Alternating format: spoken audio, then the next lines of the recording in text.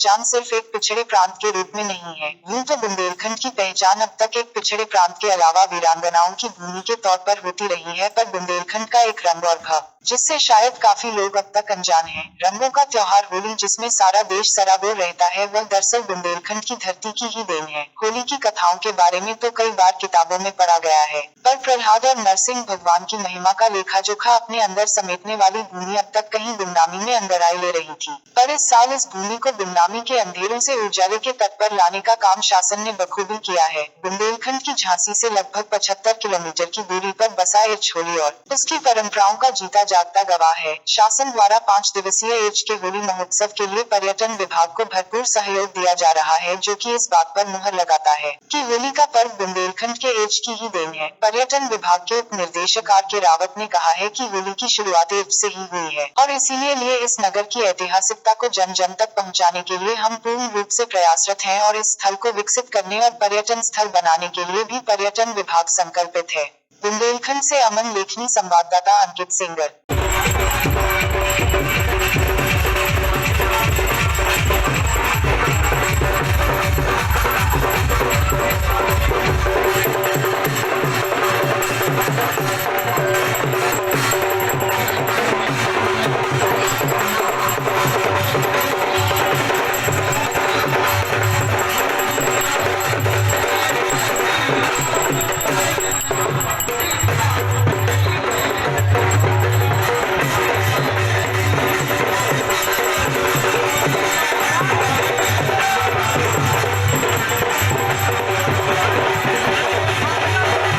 हम बहुत खुशनसीब हैं कि हम बुंदेलखंड की धरती पर जन्मे हैं और आगे ये युवा होने के नाते ये हम सबका प्रयास होना चाहिए युवाओं का कि हम जन जन तक और पूरे देश भर में ये बात पहुंचाएं कि बहुत ही ज़्यादा पौराणिक हमारी नगरी है बुंदेलखंड की और यही वो स्थान है जहां से होली की शुरुआत हुई थी और हमें अपनी बुंदेली परंपराओं को इस दिन के माध्यम से हमको पूरे देश भर में पहुँचाने का भी प्रयास करना है। पर्यटन विभाग विभिन्न पर्यटन स्थलों को विकसित करने के लिए दृढ़ संकल्प है। इसी के क्रम में एरच जो बहुत पौराणिक नगरी है, होली की शुरुआत भी यहाँ से हुई है ऐसी मान्यता है और इस स्थल को विकसित करने के लिए, इस स्थल को प्रचार प्रसार करने के लिए इस बार पर्यटन विभाग एरच महोत्सव का आयोजन कर रहा है, जो 25 मार्च से 29 मार्च तक चलेगा।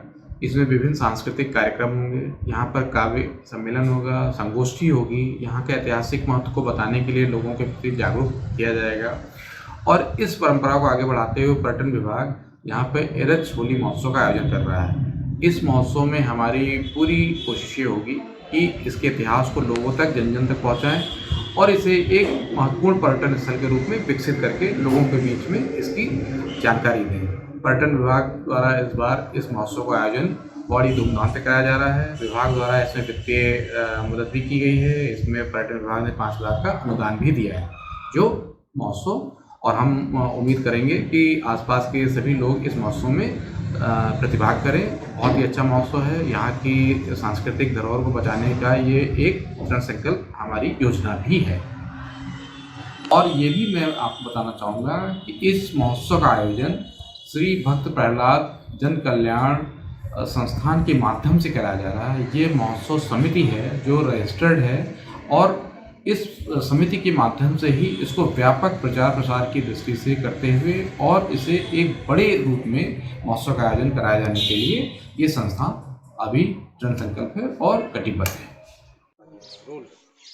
बुंदेलखंड के एरच कस्बे से होली की शुरुआत मानी जाती है। आपको बता दें यहाँ पर एरच कस्बे में हिरण्यकश्यप का जो राजधानी, आप देख सकते हैं पीछे आज भी यहाँ पर कुछ किले दिख रहे हैं जो गुम्बद बने हुए हैं।